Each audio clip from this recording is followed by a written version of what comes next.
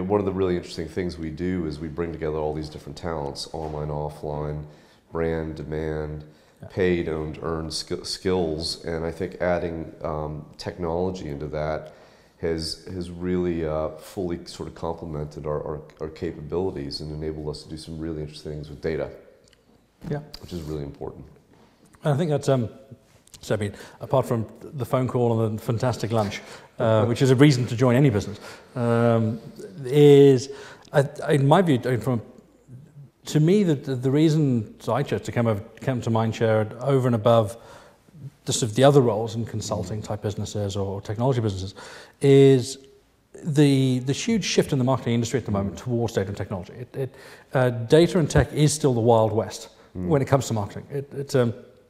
It's a new need that everyone wants. It's also, unfortunately, the latest shiny object, which means sometimes sometimes problematic. But I think what's interesting as well is what's interesting when you look at the world, the sort of the ecosystem of marketing, the most advanced piece when it comes to data and technology is people like call centers.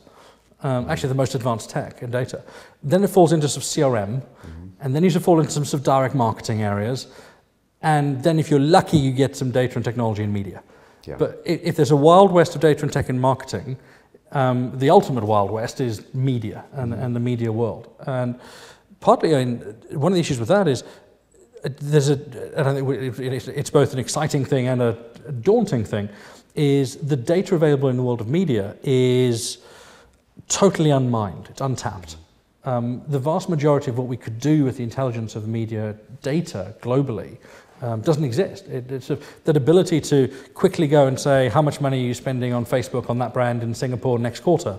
At any global level is difficult to do. It's not something we can snap our fingers and ask. Those sort of elevator type questions or sort of red or green lights are very difficult to create. They haven't existed in the industry, mainly because, I mean, when I walked into the organization, the sum total of the technology team were a couple of guys who could do Power Pivot. That was the advanced team. So how do you move that into the world of telco or financial services automation to get to a place where we have real-time finger on the pulse? We can move millions of dollars of spend in real time to optimize it, to make changes, to work with clients to fix things as they happen, versus how a lot of the world's worked historically, which is you wait for 3 months for 30 people to tell you what 300 million people thought they saw. And then use that as the basis of everything you do. Well, it's funny because when you talk about it, I mean, it does sound quite daunting, and this vision that we have around adaptive marketing and real-time data and how we can use that, not only for media, but to advise clients on all sorts of different things, product development, pricing, distribution strategy, et cetera. And it is a big task. We've got 115 different offices out there across multiple markets. It's a big organization. And getting that kind of capability from a technology perspective and a skill base into every market does take time. But then what's fascinating is you go to Portland, and we got a couple of guys sitting out in Portland working on Nike, and they're doing it all. They do all this stuff. They just make it happen. And the 21,000 variations of ads that we're doing for Nike and Facebook, where they are using real-time data, adapting the creative messaging in real time. They've got the full suite of technology available. So on the one hand, it is quite daunting, but on the other hand, you find through our network and our ability to share things, these great pockets of excellence of people doing incredibly innovative things. And I think the great thing about working at a business like Mindshare is uncovering those things and sharing them, not only within our organization, but also on behalf of our clients who are trying to do the same exact thing as well and have the same struggle of trying to surface up these little nuggets, these little gems of great things that are happening out there. Yeah, I think it's really interesting being able to have the breadth of sort of the market reach and the type of clients from the financial services to luxury to automotive and FMCG. You see a huge variety in the type of things people are willing to do and how they work on things. And it's also interesting to see the level of engagement again from myself, from a technology perspective. You work with people in the financial services industry who are very, very data literate and very technically enabled versus people in FMCG world who really have no idea who's buying their products apart from basic market research, and how to bring some of those things together. And I think what's interesting again to me in what we can do, media is changing in the way everything works. I mean, old media was you had a relationship with your media agency, you did a big buy on some TV or some outdoor, you then effectively laid down your plan for the year and you ran it, and that was it. And that's totally changed. We're no longer buying a spot of media because that's the best TV ad spot or the bit of information. We're buying audiences. We're buying people. We want to hit 24 to 28-year-old left-handed golfers who live within half an hour of a Waitrose. Yeah. And we can do that. And an exciting thing for me is how's that world going to change? And how will, in a world today where we can do that on digital media, in 2020, will we be able to do that on TV or on outdoor, on ads? Will that be available everywhere?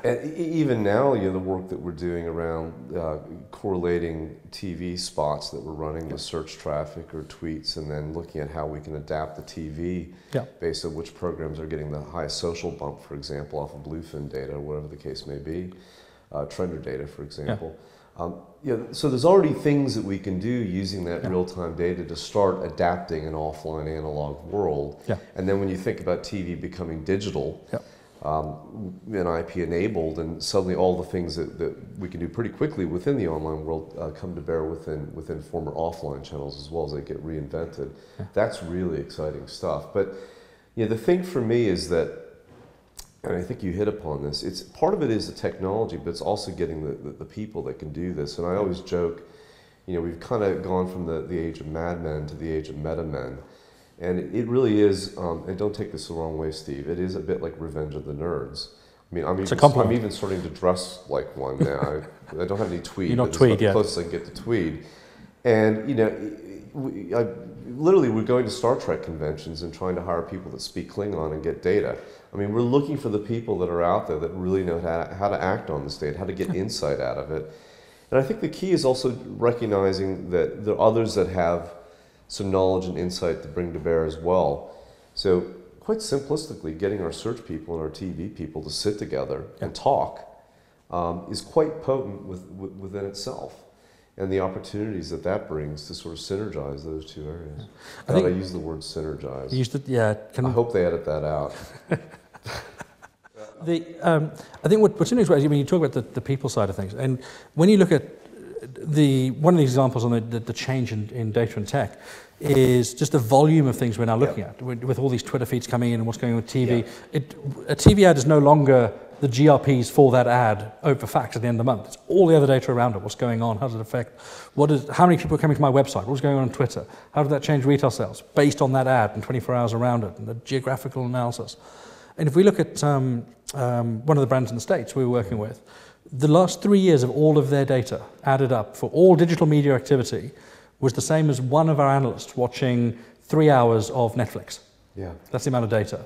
And now we're just implementing a system for the same client where the amount of data we're tracking for the same number of brands is effectively the equivalent of that same analyst watching Netflix full-time for 3 years, but they still only have 3 hours to do it in. So how do you do that? How do you process that much more data and change the way you think about it? You need to have some technology in place that can help you aggregate it, filter it, make some sense of it, and then the skills that are sort of layered on top of that, I think, are absolutely essential because it is like a tsunami of data. It is, and it just grows exponentially every year as you get more people tweeting and liking and plussing. And did you know that on average you put 3,254 pieces of data into a database every week? No.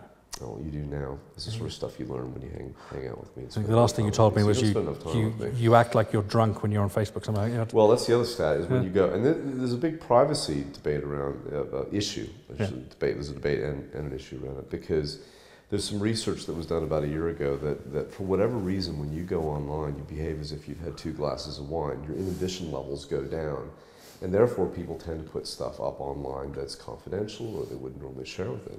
So I think out of this huge amount of data that we're collecting, ensuring that we're doing it ethically, and we've got the right procedures and policies in place is absolutely fundamental to make sure our brands don't get in trouble, our clients don't get in trouble. So making sure there's some sort of governance and policies and procedures behind that, I think, is pretty important.